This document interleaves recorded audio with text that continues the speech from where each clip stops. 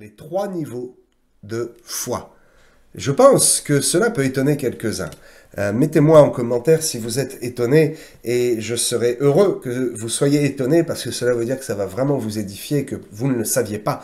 Oui, ça existe. Ce n'est pas antidoctrinal, ce n'est pas une nouvelle doctrine. C'est quelque chose que, eh bien, encore une fois, je n'ai jamais entendu prêcher. J'ai été vérifier sur ce qu'il se dit à propos de ce que Dieu a mis sur mon cœur, parce que vous savez que la vérité supporte d'être vérifiée. Et il ne faut pas croire tout ce qui vous arrive comme cela. Il faut vérifier ce que vous entendez, surtout si cela vous perturbe ou c'est quelque chose de nouveau pour vous, que vous n'avez jamais entendu. Allez voir un peu ce qu'on dit de ce que vous entendez. Donc je vais vérifier si ce message a déjà été prêché. Manifestement, eh bien, merci Seigneur, je suis le seul à prêcher sur ce thème, les 3 niveaux de foi. Alors, première chose déjà, les mots sont très précis, d'accord? Et ne confondez pas et n'allez surtout pas vers ceux qui vont vous parler, enfin, un thème que je n'aime pas, des piliers, hein, les 3 piliers.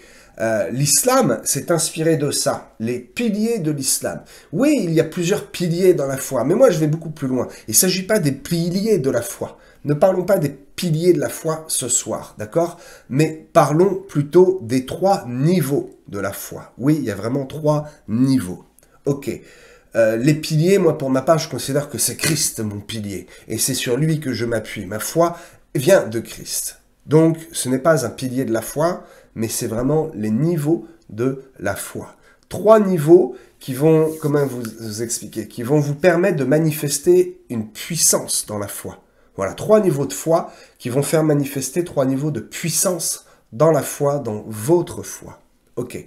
Alors, pourquoi 3 niveaux? D'où j'ai sorti ça, n'est-ce pas? Ça peut être intéressant, 3 niveaux. Tout simplement, et je suis simple, j'essaye d'être simple, de déchiffrer la Bible qui parfois peut paraître compliquée, mais je le démontre à plusieurs reprises, c'est nous qui sommes compliqués. La Bible est assez simple, une fois qu'on a le discernement, bien entendu. Donc 3 niveaux de foi, pourquoi? Parce qu'il y a 3 mots, en fait. Il y a 3 mots pour désigner la foi. C'est assez intéressant et c'est le fait de découvrir qu'il y avait 3 mots qui m'a fait un peu me pencher sur la question et Dieu a parlé à mon cœur. Et ce qui est intéressant, c'est de voir que, et je vais l'expliquer tout au long de l'étude de ce soir, qu'il y a 3 niveaux de foi, mais également 3 niveaux de miracles. Et il y a également 3 façons de donner au Seigneur, de se donner, d'offrir quelque chose. Ok. Toutes ces choses dont je vais parler, n'est-ce pas, les 3 mots différents pour les 3 niveaux de foi, les 3 niveaux de miracle et les 3 façons de donner, sont en fait toutes liées. Et elles ont un seul but, vous faire avancer avec Christ, vous faire avancer dans votre foi et vous élever dans la foi, vous faire avancer et vous faire marcher, vous faire courir la course pour remporter le but, n'est-ce pas? Ok. Donc 3 mots grecs. Et pour confirmer, comme si ça ne suffisait pas, 3 mots également en hébreu. Vous savez qu'il y a des mots en grec où il y a, en français il n'y a qu'un mot, en grec on a 7 ou 8 mots, et en hébreu il y en a 12. Là c'est vraiment l'équivalent. Alors on pourrait pousser l'étude, bon là ce serait vraiment trop théologique, en disant que les 3 niveaux de foi en hébreu signifient vraiment quelque chose qui reste dans l'ancienne alliance, tandis que les 3 niveaux de foi qui sont utilisés en grec, et donc en fait uniquement dans le Nouveau Testament, c'est une foi qui est renouvelée et qui est rendue vraiment efficace. Si quelques-uns veulent faire l'étude, je leur laisse le soin. Mais cela serait... J'ai essayé, j'y suis allé. Et j'ai vu que c'était trop théologique et que ça ne vous apporterait pas quelque chose. Donc, nous allons nous concentrer sur d'abord le vocabulaire, n'est-ce pas? Les 3 niveaux de foi. Pourquoi? Parce que 3 mots différents. Allons-y. Nous allons partir du plus bas pour aller au plus haut. Il y en a un déjà, le 2e niveau. Le 2e mot, vous le connaissez déjà, j'en suis certain. Dites-le, ceux qui le connaissent, dites-le à voix haute. Il faut confesser à voix haute ce niveau de foi. Ce soir, je vais vous amener plus loin. Donc le premier niveau, c'est oligopistos. Alors je ne sais pas si le S, de mémoire en grec, le symbole S là, se prononce. Oligopisto ou oligopistos, bref, qui signifie littéralement, donc mot pour mot, vraiment la vraie signification, peu de foi. Donc il y a une foi, mais elle est toute petite. Peu de foi. La définition, en allant un peu plus loin, c'est croyant trop faiblement. C'est-à-dire que c'est celui qui sait que Dieu existe, donc il croit que Dieu existe, ok. Mais il n'est pas encore touché par sa grâce, pas encore. Il se tient sur le parvis. Il est là, il peut voir le temple, mais il ne désire pas aller plus loin. Il sait que Dieu existe, tu vois. Je suis croyant, mais non pratiquant. Oh Seigneur, tu es un oligopisto, toi. Tu crois, mais tu veux pas aller plus loin. Tu sais que le train dans lequel tu es va pas te mener vraiment à la bonne destination, tu vois. Tu vas t'arrêter à Mantes-la-Jolie, alors qu'il faut que tu ailles à Paris. Et tu le sais. Mais tu te dis, c'est pas grave, peut-être le reste, je le ferai à pied, on verra, voilà. Non, ce n'est pas bon de rester dans ce oligopistos. Merci Florence, peu de foi, croyant trop faiblement. C'est exactement ça. Alors, le meilleur exemple que nous ayons, c'est Jésus qui s'adresse à Pierre et qui lui dit qu'il a peu de foi, parce que Pierre s'enfonce, homme de peu de foi. Merci Seigneur, parce que cette expression de peu de foi, de gens de peu de foi ou hommes de peu de foi, finalement n'apparaît que 5 fois dans le Nouveau Testament. Vous pourrez regarder dans le livre, les évangiles de Matthieu et de Luc. Seulement 5 versets utilisent ce terme de oligopisto. Donc cela a aussi une importance, cela a vraiment aussi une importance. Cela veut dire que finalement, dans la vraie Église, le vrai corps de Christ, il y en a peu. Il y en a peu qui sont concernés.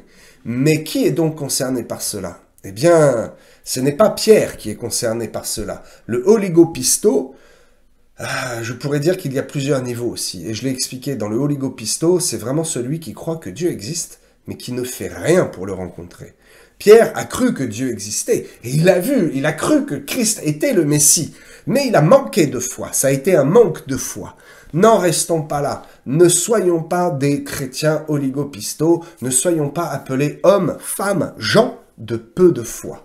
Allons beaucoup plus loin. Alors, nous en sommes tous ce soir, tous ceux qui sont connectés et beaucoup qui regardent cette vidéo, je pense, j'en suis certain du moins, nous en sommes à un niveau un peu plus loin quand même. Nous avons cette foi qui nous a été donnée. N'est-ce pas? La foi est la ferme assurance des choses que l'on espère, de celles que l'on ne voit pas. Hébreux 11.1, verset très connu, j'espère que vous le connaissez par cœur. Donc cette foi s'appelle pistis. Je suis certain que beaucoup connaissaient déjà le mot. Ceux qui me suivent, je prêche beaucoup sur les mots et le vocabulaire grec qui est très précis, l'hébreu également. Donc pistis, le mot brut, le mot littéral, n'est-ce pas, signifie fidélité. Et effectivement, celui qui a la foi est fidèle. Sa foi se manifeste par la fidélité. Parce que rien ne pourra le détourner de sa foi. Celui-là est fidèle et il s'accroche au maximum à Christ, à Dieu. C'est celui qui, lui, est vraiment convaincu de la grâce de Dieu, parce qu'il a été touché par sa grâce, parce que rien ne pourra le faire revenir en arrière. Dieu l'a saisi et l'a placé dans le lieu saint. Il est déclaré comme étant saint, comme étant juste, justifié par le sang de Jésus-Christ. Souvenez-vous, la dernière prédication, peut-être je mettrai le lien, je crois que la vidéo n'est pas encore sortie sur YouTube, elle va sortir bientôt. Sommes-nous des justes? Oui et non. Oui, déjà parce que nous sommes justifiés par le sang de Christ. Bref, donc le niveau numéro 2 de foi, c'est pistis. Fidélité, celui qui est convaincu de la grâce, qui est déjà dans le lieu saint, celui qui a complètement accepté l'évangile de Jésus-Christ et qui a compris que cette foi oligopisto ne suffit pas. Il ne suffit pas de reconnaître que Dieu est Dieu, il ne suffit pas de reconnaître qu'il y a un Dieu. Et il faut manifester sa foi, il faut la vivre. Si tu es dans ce train qui va jusqu'à Mantes-la-Jolie, tu sais que c'est pas bon, alors qu'est-ce que tu fais, mon ami? Prends le train d'en face, change de quai, et prends le train qui va directement à Paris, directement là où tu sais qu'il faut aller. Sois ce chrétien déjà, et j'en suis sûr qu'il a la foi pistis, d'accord? Cette foi, et je prends un exemple, à chaque fois je tire un verset biblique, d'accord? Si vous aviez la foi, pistis, comme un grain de sénévé. Vous connaissez la suite. Il s'agit donc des versets qui sont ici dans absolument tout le Nouveau Testament, la Nouvelle Alliance, de Matthieu jusqu'à l'Apocalypse. Et ce type de foi pistis, eh bien nous en trouvons, tenez-vous bien, 228 versets. Donc, c'est très important. Cette foi est très très importante. La foi pistis. Bien, avançons encore un peu plus loin.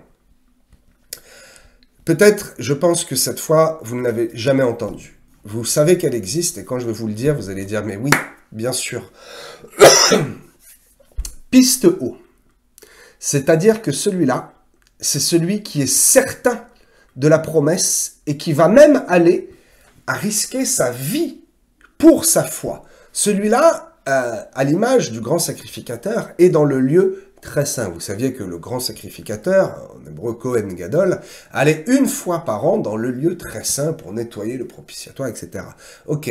Et donc ce grand sacrificateur risquait sa vie. Parce que s'il avait une seule mauvaise pensée, s'il avait un seul vêtement un peu sale ou souillé, un poil d'animal sur le vêtement, la loi était claire. Il était foudroyé sur place. À tel point, vous connaissez l'histoire, qu'il avait une petite clochette au pied, et on dit-on qu'il était aussi, ça c'est dans la loi chez BLP, la loi orale, qu'il était attaché avec une corde, ou si l'incident arrivait, eh bien, personne n'aurait pu aller le chercher, donc il le tirait. Eh bien, celui-là avait quand même la foi en un Dieu bon, en un Dieu compatissant, et il avait la foi que Christ n'était pas encore là, mais le Messie allait venir, et que Dieu était un Dieu bon et compatissant. Alors, ce terme de pistéo n'apparaît pas dans l'Ancienne Alliance, je l'ai dit tout à l'heure. Ce terme apparaît sur 220 versets de Matthieu à Jude. Pour mémoire, Jude, c'est le livre qui se situe juste avant l'Apocalypse. Pourquoi ce mot n'apparaît pas dans l'Apocalypse?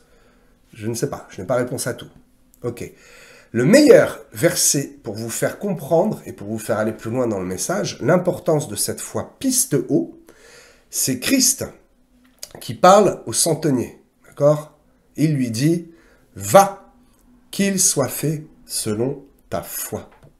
C'est quelque chose qui percute, qu'il soit fait selon ta foi. Si tu as une foi qui est juste capable de dire « Christ peut me guérir de la grippe », tu seras guéri de la grippe. Mais si tu as une foi pistéo, cette foi incroyable qui va te pousser à faire des choses incompréhensibles pour les hommes et que tu as vraiment une maladie incurable, tu vas dire, Père éternel, cette foi me pousse à croire que toi, à la croix, tu as tout vaincu. Alors, je suis guéri. Et le gars va aller voir le médecin va dire, monsieur, la tumeur a disparu. C'est incompréhensible. J'ai vu ça qu'une seule fois, c'était chez un chrétien. Vous êtes chrétien, vous aussi? Oui, monsieur. Expliquez-moi, pourquoi? Qu'est-ce que c'est? Mais monsieur, c'est le miracle de la foi. La foi incroyable, la foi pistéo, parce qu'il est écrit qu'il soit fait selon votre foi. Il m'a été fait selon ma foi. Voilà, pour résumer, je vais aller plus loin, je vais aller beaucoup plus loin. Les trois niveaux, oligopisto, celui qui a trop peu de foi, qui sait que Christ est là, que Dieu existe, mais il ne le prie même pas, il ne sait même pas qu'il peut avoir des miracles. Celui qui est dans le niveau pisti, où il sait que le miracle est là, il sait que la foi change tout, et sa foi est inébranlable, mais il n'ose pas encore aller dans certaines prières, dans certaines zones, parce qu'il n'a pas cette foi pistéo, cette foi qui lui permet de faire selon sa foi, qu'il soit fait selon ta foi. Oh, merci Seigneur. Allons plus loin, allons plus loin. Ok, ces trois niveaux de foi vont en fait vous amener dans trois niveaux de la réalité de la foi. Oui, parce que la foi est réelle. Ce n'est pas que du blabla. Ce n'est pas que de la force pensée et de dire « Oh, si ça arrive, tant mieux. Si ça arrive pas, bon, mais au moins j'ai la foi. J'y aurais cru. » Non, non, non, non, non, non. Allez beaucoup plus loin parce que la foi pistéo change les choses et vous permet d'aller dans des sphères bien au-delà du miracle. Et c'est lié. Je vais vous le démontrer. Il y a trois niveaux de ce que j'appelle miracle, puisque en français, comment pourrait-on dire? Il y a trois niveaux de la manifestation de la main de Dieu, peut-être, ok, on va dire ça comme ça. Parce que le miracle, ce que nous appelons miracle, eh bien, n'est pas assez précis. Ok, il y a la guérison, il y a le miracle, et il y a le prodige. Je l'enseigne dans mes cours. Ceux qui suivent les cours le savent déjà, c'est quelque chose que je répète. Également le dimanche, on parle le dimanche. Soyons précis et allons vite. La guérison peut être donnée simplement à celui qui a la foi oligopisto. Et vous commencez à comprendre que les trois types de foi sont en lien avec les trois types de manifestations de la main de Dieu. Et vous allez voir que ça, c'est également en lien avec la façon que l'on a d'offrir quelque chose à Dieu. Avançons. La guérison peut donc être simplement donnée à n'importe qui. Dieu peut guérir un païen. Dieu peut guérir celui qui a trop peu de foi. Mais comme il a juste la foi, comme il reconnaît simplement Dieu, il admet. Eh bien, cela peut suffire. Et en acceptant la prière, il ouvre la porte à une éventuelle possibilité que Dieu est vrai. Tu vois, ça c'est celui qui a trop peu de foi. Mais le fait qu'il accepte que tu pries pour lui, ben manifestement, c'est quand même un peu de foi. Alors il n'a pas cette foi pistie. Il a la foi oligo-pisto, mais qui va ouvrir une porte. Tu sais, quand un païen te dit « Oh, je ne crois pas, je ne crois pas », écoute, mon ami, tu crois pas, bon, la foi est personnelle, mais tu sais, est-ce que tu acceptes que je prie pour toi, pour le problème que tu as? Vous seriez surpris du nombre de païens qui vont vous dire « Oui, ça ne coûte rien. » Ah, le raisonnement est bon, mais c'est que peut-être il y a un tout petit peu de foi quelque part. Allons faire grandir cette foi. Je prie pour toi. Et tu acceptes que je prie, et tu ouvres la porte de ton cœur. Ok. Donc, ici, nous sommes dans le premier niveau, la guérison, qui est énorme déjà. Mais la guérison, recentrons-nous bien, concerne le domaine de la maladie physique, le corps, mental, la folie, et spirituelle. Les liens, on peut être guéri d'un lien. Hein. Un lien qui est brisé peut amener une certaine maladie. Et la maladie, eh bien, on a beau avoir les médicaments, elle est là. Donc, il faut aussi être précis dans le vocabulaire. La guérison peut intervenir par un lien qui est coupé, un lien qui est rompu. Et puis d'un seul coup, vous êtes guéri. Ok, donc ça, c'est le premier niveau finalement. Le premier niveau qui est donné en fait à tout le monde. Ah, si vous avez la foi pistie, sachez que le oligopisto, vous l'avez déjà dépassé. Donc la guérison est tout à fait accessible et tout à fait normale pour un chrétien qui a la foi pistie. Allons plus loin. Parlons de cette foi pistie. Il s'agit ici maintenant du miracle. Le miracle qui est donné à celui qui va le chercher, qui le désire. Les aveugles qui couraient après Christ, n'est-ce pas? Cette femme à la perte de sang. Vois-tu, c'est une guérison. C'est une guérison qui avait besoin, eh bien, de plus, en fait. C'est un miracle. Aucun médecin ne guérissait. Rien n'était possible pour elle. Il fallait plus qu'une guérison, il fallait un miracle. Et comment elle a été le chercher, ce miracle? En courant après Jésus, en se faufilant derrière et juste en disant « Si je peux le faire, c'est bon, ça va le faire. » Elle l'a confessé, elle a touché le bord du vêtement. Une force m'a quitté, force dunamis, un miracle. On est bien dans la zone du miracle ici. Donc, le miracle, il faut le désirer, il faut aller le chercher et il faut être motivé par cette foi pistie, cette foi qui ne bouge pas, cette foi qui rend les choses possibles. Parce que cette foi va te faire croire que la chose est déjà accomplie dans le ciel. Et tu en es convaincu que oui, ça va arriver, tôt ou tard, ça appartient à Christ. J'ai la foi. Pistie, ça me motive. Et c'est un cercle vertueux. Ok, donc le miracle, n'est-ce pas, est au-dessus de la guérison. Je le disais à peine, pour une grippe, c'est une guérison. Le gars qui guérit du sida, c'est au-delà. C'est un miracle. Et Dieu a déjà fait des miracles, n'est-ce pas? J'en prends mon exemple personnel, toujours le même exemple, celui qui trouve une maison à louer, sans contrat de travail, sans argent, et qui réussit à signer le contrat, ce n'est pas une guérison ici, c'est un miracle. Nous sommes dans le deuxième niveau, le niveau de la foi pistie. Et j'espère que tout le monde me suit et que je m'exprime d'une façon très très claire. Alléluia. Allons maintenant dans ce troisième niveau, la foi pistéo, qui va t'amener à aller dans un domaine au-delà de la guérison, au-delà du miracle, dans le domaine du prodige. Il est écrit que dans la fin des temps, eh bien, nous verrons des prodiges, nous ferons des choses incroyables. Le prodige, qu'est-ce que c'est? Le prodige, c'est ce qui se passe quand tu as cette foi pistéo. C'est ce qui se passe quand tu arrives dans ce lieu très saint. D'accord? Il y avait un prodige dans le lieu très saint. Je vous pose la question. Peu pourront répondre, je pense.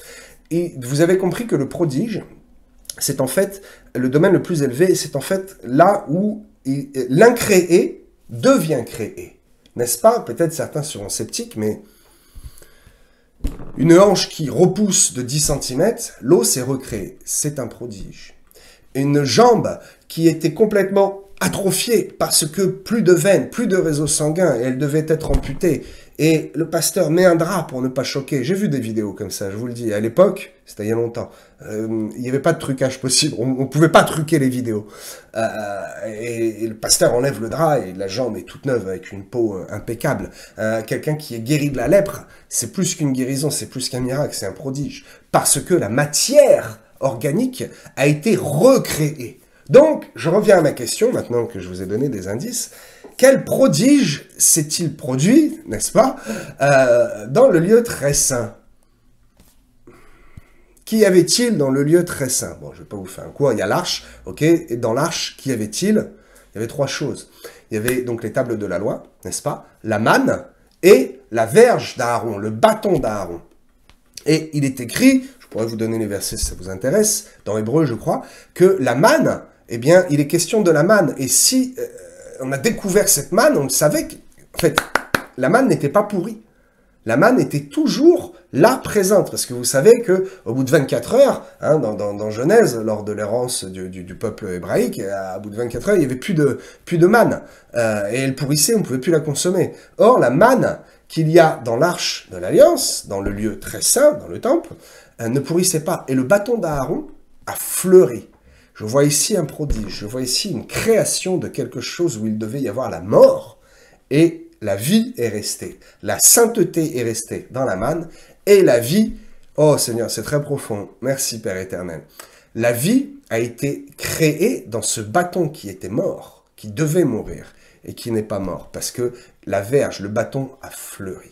Alléluia. Voilà ce qui est l'explication du prodige. Donc, vous avez compris que ces trois niveaux de foi vont vous mener dans trois, non pas miracles, mais manifestations de la main de Dieu, qui sont la guérison, le miracle et le prodige. Et allons un petit peu plus loin, et je vais conclure avec cela. Ces trois façons que nous avons d'offrir quelque chose à Dieu. Hein. Tu ne viendras pas à la maison de l'Éternel, au temple, les mains vides, sans rien offrir à ton Dieu. Bien. Beaucoup ont un problème avec l'aumône, l'offrande et la dîme. Et ils s'arrêtent au niveau de l'aumône, une petite pièce comme cela, et puis oh, ça suffit, le pasteur n'a pas besoin d'argent, l'église n'a pas besoin d'argent, Dieu n'a pas besoin d'argent. C'est vrai. C'est vrai. Oh, je vais vous choquer, Dieu n'a pas besoin d'argent. L'église n'a pas besoin de votre argent. Le pasteur n'a pas besoin de votre argent. C'est vous qui avez besoin d'entrer dans un niveau de compréhension des principes de l'esprit, des principes du royaume, qui va vous permettre d'arriver sur ce troisième niveau de foi. Parce que si vous ne donnez rien, d'autres vont donner. Et ils vont être utilisés, ils vont être les instruments et la main de Dieu pour venir bénir un homme de Dieu, une femme de Dieu ou un ministère.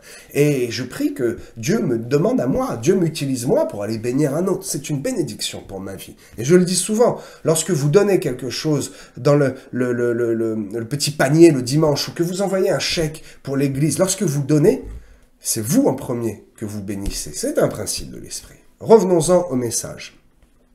L'aumône correspond à celui qui a peu de foi, parce qu'il a peur. Il sait que Dieu existe. Il sait que le miracle est possible. Il sait que, bon, on peut prier, on ne sait pas, c'est possible peut-être, bon. Il sait qu'il faut aider aussi le pauvre, la veuve et l'indigent, que de donner une petite pièce, un petit centime qui cligne dans la poche, bon, ça ne prend pas trop de risques, hein, ça va pas faire défaillir la machine, la machine de l'argent dans le foyer. Ça va aller. Je peux donner peut-être, allez, 1 euro. Je suis généreux. Il y a bien longtemps que je ne donne plus 1 euro. Il y a bien longtemps que je donne des billets et même je vais chercher à manger. Bref, cela me regarde. Il faut pratiquer l'aumône. C'est le premier niveau qui manifeste déjà le premier niveau de foi de bébé spirituel, le foi oligopisto. D'accord? Parce que oui, c'est bon, c'est normal d'aider l'indigent. Parce qu'on le voit, et peut-être certains sont même dérangés, et c'est une évidence. Donc on fait un peu l'aumône de temps en temps, et puis certains qui ont ce niveau de foi oligopisto en restent là. Qu'ils soient bénis, mais je souhaite qu'ils aillent plus loin. Celui qui va un peu plus loin, et qui est au niveau de la foi pisti, lui a compris le principe de l'offrande, le principe donc du miracle, d'accord? Non pas seulement de la guérison, mais du miracle, et il le pratique. Parce que pisti signifie d'abord fidélité. Et donc il est fidèle aussi dans ses offrandes. Il fait régulièrement des offrandes et il apporte quelque chose à la maison du Seigneur. Et il est certain qu'il ne manquera pas. parce qu'il sera béni. Parce que comme il donne, il est béni, il ne manquera de rien. C'est sa foi qui le convainc et qui lui a démontré déjà au fur et à mesure des années, des mois, des années, que finalement ce qu'il donne en offrande ne lui manque pas et tout va bien. Et c'est même une bénédiction pour lui. Et il est content aussi d'être utile dans l'œuvre de Dieu. Parce que, petite parenthèse, ceux qui sont contre l'argent, qui disent « Oh là là, il n'y a pas de dîme dans le Nouveau Testament, il y a... » Mais bien sûr que si, mais juste c'est tellement naturel que Paul n'en parle pas. Qu'est-ce qu'il dit? Il dit « Préparez les dîmes, les offrandes, préparez l'argent avant que j'arrive. Comme ça, on a autre chose à faire. Vous savez que c'est normal. » Et j'ai fait une étude, et je sais pas si c'est sur YouTube, où les 4 voyages de l'apôtre Paul ont coûté une fortune. Le dernier voyage a coûté plus de 56 000 euros, s'il avait fallu convertir aujourd'hui. Mais bien sûr, il a fallu qu'il mange, il a fallu qu'il paye les bateaux. Jésus, lorsqu'il multiplie le pain, si vous avez suivi ce message sur la multiplication des pains, je n'ai plus le nom, un arrive et dit « Seigneur, maître, est-ce qu'il faut que nous allions acheter du pain pour 200 deniers ?» Je ne sais plus, il dit le chiffre. Et en fait, quand tu fais le calcul, tu dis « Waouh, mais c'est énormément d'argent, ça représentait 16 000 euros. Est-ce qu'il faut que nous allions acheter 200 pains, je crois ?» Et donc, est-ce qu'il faut? Ça veut dire que l'argent était là. Et pourtant, c'est pas écrit. Scripturairement, c'est pas écrit. Judas avait une bourse avec 30, 40, 50, 60, 80 000 euros. Non, mais c'était le cas. Comment cet argent était là? Parce que les chrétiens faisaient de l'aumône d'abord, puis quelques-uns un peu plus l'offrande, et quelques-uns qui avaient compris un niveau spirituel, un principe de l'esprit, carrément, avaient gardé ce précepte de l'Ancien Testament. Il est écrit cette ordonnance à perpétuité, n'est-ce pas? Le principe de la dîme. Et ce principe de la dîme s'est manifesté cette fois, vous l'avez compris, pisteo, qui va vous amener dans, non pas seulement une guérison ni un miracle, mais dans, dites-le avec moi, le prodige. Oui, Père éternel, je crois qu'il peut y avoir un prodige dans ma vie. Que là où il n'y avait rien, tu peux créer quelque chose.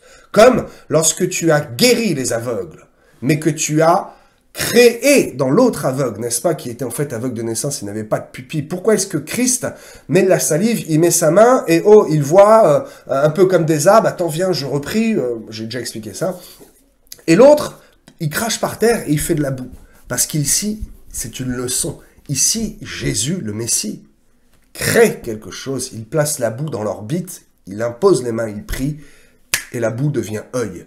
Pourquoi? Parce que celui-là s'est laissé faire. Il entendait ce qui se passait, il savait très bien ce qui se passait. Et il s'est pas dit, mais c'est quoi ce truc bizarre? Il crache par terre, il va me mettre de la boue sur moi. Non. Pourquoi? Parce que cet aveugle, c'est une révélation encore une fois, avait la foi au niveau pisteo. Il savait que le prodige était possible. Celui qui donne sa dîme a cette foi pistéo. Pourquoi? Parce qu'il est plus que fidèle. Il s'engage. Le principe et le secret de la dîme, mes amis, je vous le dis, ce n'est pas les 10%.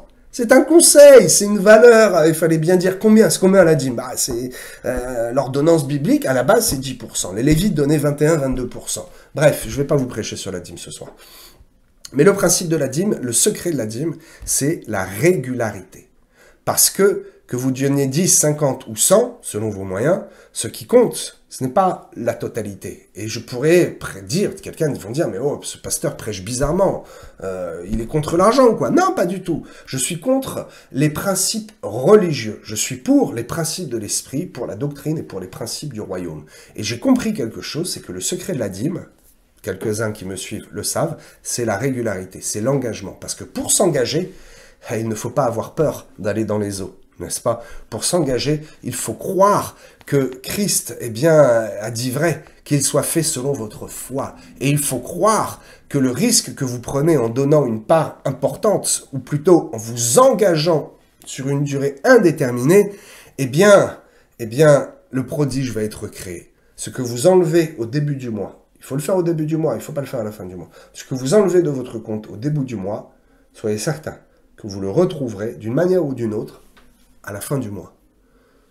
Vous allez passer en caisse, monsieur, vous êtes le 10 millième client, le caddie il est offert. Vous ne saviez même pas qu'il y avait une opération caddie offert. Ding, ding, ding, monsieur, vous êtes le premier client, vous ne saviez pas. Ding, ding, ding, réduction sur le ticket. Putain, c'est bizarre, mon chéri, t'as vu à la fin du mois, attends, t'as bien fait une carte bleue, là. le débit est jamais passé. Allô, monsieur le banquier, je veux être honnête, j'ai fait une dépense. Bah, écoutez, monsieur, tant mieux pour vous, ça arrive. Et à 0,1% d'erreur, vous en faites partie, ce sera perte et profit, et ainsi de suite, et ainsi de suite, et ainsi de suite. Ce que vous donnez dans la dîme, quand vous arrivez dans ce niveau de foi de pistéo, qui est le niveau de le plus haut, en fait, n'est-ce pas? Donc du prodige, eh bien, soyez certains que vous ne manquerez de rien. Dieu te redonnera ce que tu penses avoir perdu. Mais tu le penses, c'est pas grave. En tout cas, tu l'as fait, tu as été jusqu'à ce niveau-là. Alléluia. Je vois l'heure qui passe. Je vais conclure. Voilà, nous avons ces 3 niveaux de foi et je vais vous lire un verset pour certains qui étaient connectés hier sur le télégramme de Salut pour le Monde. J'ai eu l'opportunité de prier, d'intervenir. J'ai été très inspiré. J'ai prêché autre chose. Bref, je vais reprendre ce verset où nous voyons que dans la foi, il y a une évolution. Il est normal pour un jeune chrétien de ne pas avoir cette foi pistéo. Il est normal de ne pas tout de suite avoir cette foi pisti, mais de d'abord reconnaître, oligopisto, de reconnaître que Dieu existe, et puis peut-être il peut faire un miracle, alors oui, je veux bien y croire, oui, oh, wow, et puis, c'est vrai, mais je suis convaincu maintenant, j'ai été plus loin, mais maintenant, mon ami, va encore plus loin, va jusque ce niveau de pistéo, qu'il soit fait selon ta foi, vas-y. Nous manifestons ainsi une croissance et une évolution dans notre foi et dans notre marche chrétienne. Tout comme il est écrit dans Luc chapitre 2, « Et Jésus croissait en sagesse, en stature et en grâce, devant Dieu et devant les hommes. » Le fait de grandir dans ta foi va d'abord être une grâce pour toi, réjouir le cœur de Dieu qui est témoin de ton avancement spirituel et va également être un témoignage devant les hommes qui peut-être vont mener certains à donner leur vie à Christ parce qu'ils vont voir votre avancement. Ils vont voir que vous n'êtes pas resté juste en disant « Oh, moi, je suis croyant, mais non pratiquant ». Ils vont voir que tu es croyant et que tu es devenu pratiquant. Pratiquant, c'est quoi? C'est prier. C'est aller à l'église. C'est participer, chercher la présence du Seigneur. Et ça, vous êtes dans ce niveau pisti. Et là, maintenant, vous avez entendu qu'il était possible d'aller dans ce 3e niveau de pistéo. Alléluia. Oui, mes amis, il faut avancer avec Christ. Rien n'est jamais figé avec Christ. Le vent du Saint-Esprit, l'eau de la parole, tout est question de mouvement. Il faut bouger. Ne restez pas dans votre niveau de foi, dans votre petit fauteuil de religieux, mais soyez un peu bousculés et allez chercher de plus grandes choses. Grandissez en esprit, en stature et en sagesse. C'est normal, mais je vous le dis personnellement de la part du Saint-Esprit, grandissez dans votre foi également. Alléluia, alléluia. J'espère que ce message vous a béni.